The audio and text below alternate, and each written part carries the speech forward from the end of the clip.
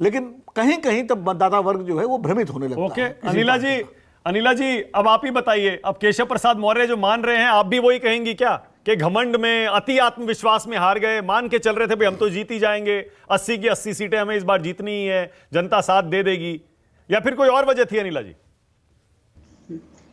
मेरी सबको राम राम। और गिरते हैं सवार ही मैदान जंग में, वो तिफल क्या गिरे जो घुटनों के बल चले।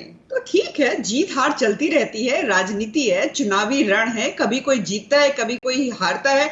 और बड़ी फतह के लिए अगर कुर्बानियां कई बार हो जाती हैं तो कोई फर्क नहीं पड़ता। इसका मतलब ये नहीं है कि जो हमारा गोल है, जो हमारा मकसद है, उसमें हम हार गए।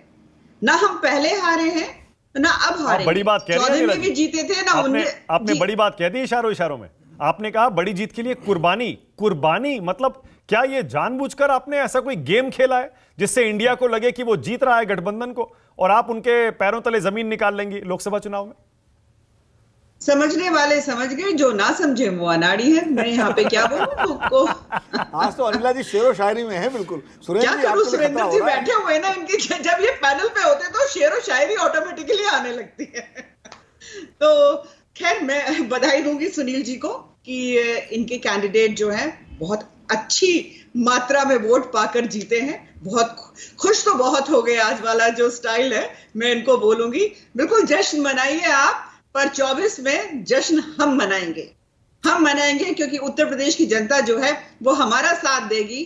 वो ऐसे लोगों का साथ कभी नहीं देगी जिसके लिए राष्ट्र सर्वोपरि नहीं है। पर अनिला जी, घोसी में आपने बताइए ना क्या नहीं किया। आपने दारा सिंह को वापस तोड़ लिया, उनकी सीट गई, दोबारा उनको उतारा, उपचुनाव करवाया, सारे मंत्रियों ने, दर्जन भर मंत्रियों ने प्रचार किया, सीएम डिप्टी सीएम ने प्रचार किया, मायावती नहीं लड़ी, उसके बावजूद आप हार गए। और 57% वोट अगर समाजवादी पार्टी का उम्मीदवार ले रहा है, इसका क्या मतलब है?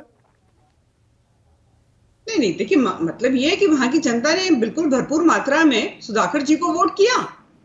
और ये लोकतंत्र में तो उसके ऊपर प्रश्न चिन्ह लगाने वाले, पर यह है कि माने कि हम क्यों तोड़ेंगे किसी को। उनकी इच्छा थी भारतीय जनता पार्टी में वापस आने की, हमने स्वागत किया। हम तो यहाँ पर, आप देखिए धर्मवीर जी ने हरी शर्ट पहनी हुई है, हो सकता है कि ये सुनील जी के बगल में चले जाएं, अभी बैठ वहीं पर है, उनके फ्रेम भी वहीं पर है, तो स्वागत करेंगे सुनील जी धर्मवीर जी का।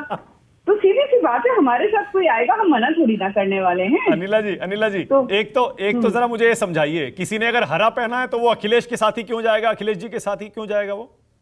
अरे मैं लाइटर मोड में बोल रही हूँ, लाइटर मोड में पूछ रहा हूं मैं। अब भाई बुआ भतीजा कभी साथ थे, अभी नहीं है, कल को फिर साथ हो जाए, कुछ पता है क्या? तो सीधी सी बात है कि भाई यहाँ पर मैं एक चीज जानती हूँ मानिक जी, अगर मैं उत्तर प्रदेश की बात करती हूँ, गुड़ा भाग करने वाले बहुत आए हैं, ठीक है। अगर मैं गुड़ा भाग की भी अगर मैं यहाँ पर बात कर लेती हूँ तो 2017 और 22 के नतीजे आप देखेंगे, उसमें समाजवादी पार्टी ने 22 में अपनी वोट परसेंटेज बढ़ा ली थी, क्योंकि 17 में जो एसपी था उसके पास तकरीबन 21% वोट थे और जो 22 में 32% के करीब वोट हो गए थे। पर हाँ, ये है कि 19 में इनके वोट परसेंटेज कम हो गए थे, 14 से भी कम हो गए थे। तो गुड़ा भाग जो ये खड़े होकर कहना कि भाई ये गुड़ा, ये धर्म के लोग, ये जाति के लोग, ये पॉलिटिकल पार्टी, वो पॉलिटिकल पार्टी इकट्ठे आ गए, प्लस माइनस कुछ नहीं, 2+2, यहाँ पे जरूरी नहीं कि 2+2 4 हो, यहाँ पे 2 and 2 22 भी हो जाता है। ये तो राजनीति है, यहाँ पर केमिस्ट्री और बायोलॉजी भी बहुत अपना काम करती है। अरे तो इनकी तो केमिस्ट्री चल गई ना, इसीलिए तो पूछ रहा हूं अनिला जी। 57% वोट ले गए, ये 57 जो आप कहते थे हम 50% से ज्यादा लेंगे, ये ले गए 57। नहीं बिल्कुल ले गए साहब, पर 50% हमारे 2019 में आए थे ना, 2019 में।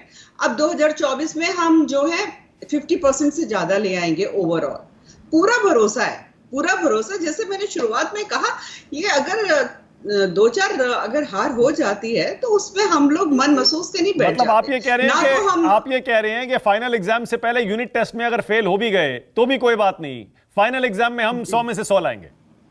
बिल्कुल, जो लोग इसको प्री बोर्ड समझ रहे हैं ना, वो बहुत भारी गलतफहमी में बैठे हुए। ये प्री बोर्ड नहीं है साहब, प्री बोर्ड में भी हम जीतेंगे और बोर्ड में भी हम जीतेंगे, और डिस्टिंक्शन के साथ। विनोद जी कुछ कह रहे हैं।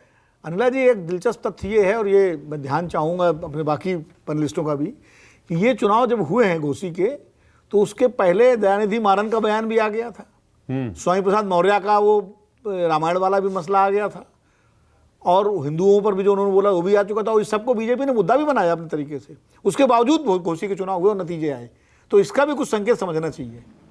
है नीला जी, हिंदुत्व, राष्ट्रवाद सब फेल हो गया।